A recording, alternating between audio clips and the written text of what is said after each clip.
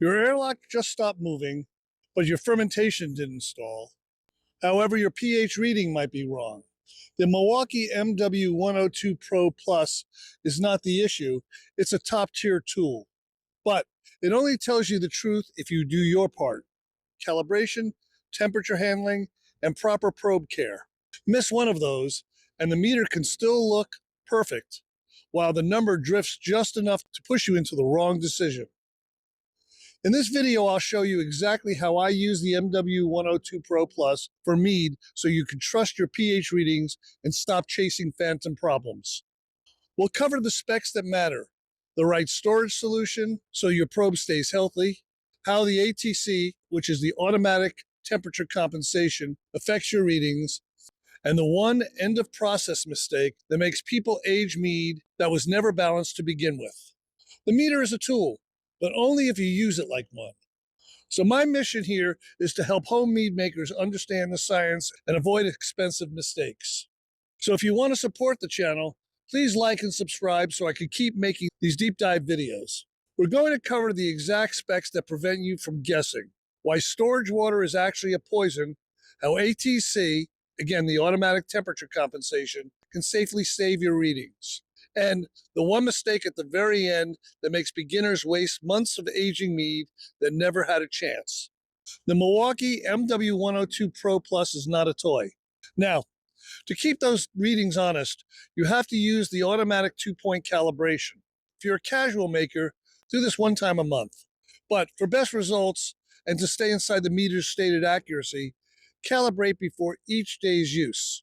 If you're on a heavy brew schedule, do it every time you brew. And here's the calibration detail most mead makers miss. Calibrate at points closest to what you actually measure. For mead, that actually means 7.01 and 4.01, not 7.0 and not 10.0. If you do not calibrate on schedule, you will eventually trust a number that is drifting and that leads to an adjustment that ruins your flavor. Next, you cannot talk about accurate pH readings without talking about temperature. This meter has ATC, automatic temperature compensation, but it works only if you use it correctly. It's important to insert the temperature probe simultaneously with the pH sensor into the mead. That way the temperature is read and the pH is compensated relative to that temperature. If you skip this, you can end up chasing a pH change that is really just a temperature change.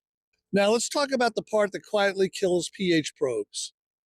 A pH probe can't be stored dry, and it shouldn't be stored in plain water either. It needs to be stored in a potassium chloride solution, also called KCl. Milwaukee sells it as MA9015 storage solution. That keeps the probe wet and keeps the chemistry inside the probe stable, so the readings stay accurate. If you store the probe dry or in plain water, your next reading is probably a guess. And this is where most people shorten the life of the sensor without realizing it. You must clean the probe. It's very important for the lifespan of the pH sensor and the accuracy of the reading to clean the probe at least one time a week. Soak the probe in the MA9016 cleaning solution for about 20 minutes.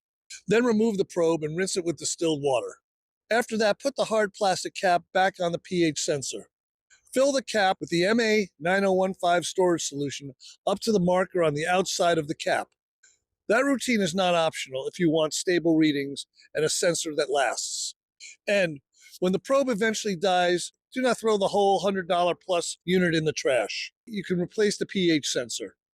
That's a pro-level feature for people who take this hobby seriously. Also, check out my other videos to get great mead making tips. Cheers and happy mead making.